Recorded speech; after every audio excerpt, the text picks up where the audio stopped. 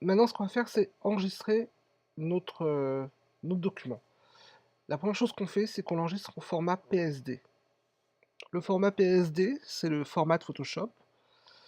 C'est un format qui reprend tous nos calques ici présents, donc qui est utile quand on travaille sur un projet pour revenir dessus.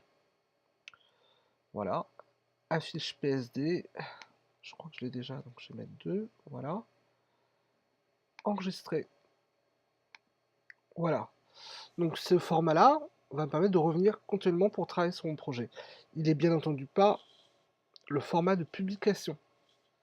Si je veux publier mon document, si c'était pour le print, pour l'impression, je choisirais au choix, selon mon imprimeur, un PDF ou du TIFF.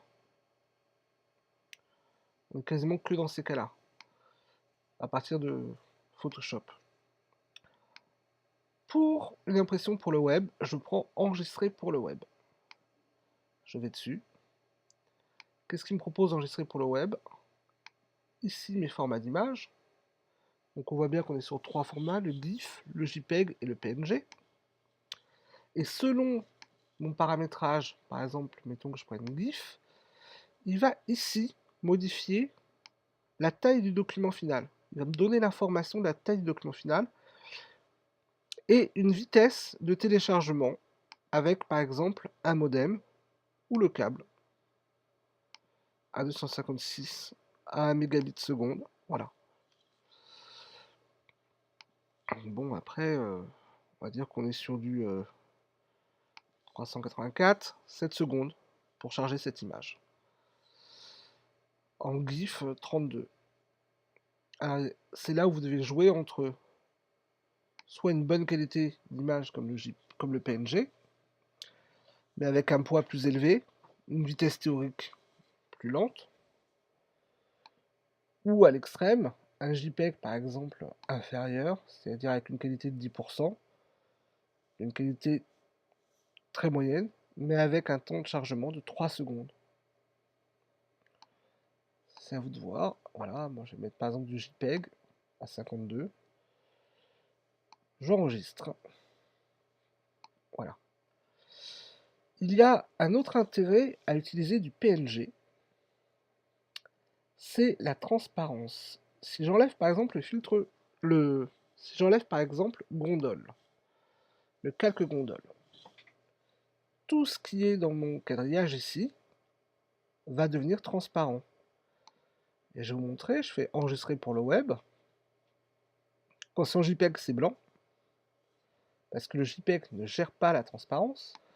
Par contre, si je le mets en PNG, voilà, le poids va augmenter, mais lui va gérer la transparence. Je vous montre, je fais enregistrer sous, et j'enregistre en PNG. Voilà. Je vais vous montrer ce que ça donnerait sur le web, ou sur une présentation PowerPoint, ou sur un Word. Donc j'ouvre Word, voilà. Je vais chercher du texte. Je vais créer un texte aléatoire. Voilà. Voilà mon texte. Voilà, donc j'ai du texte.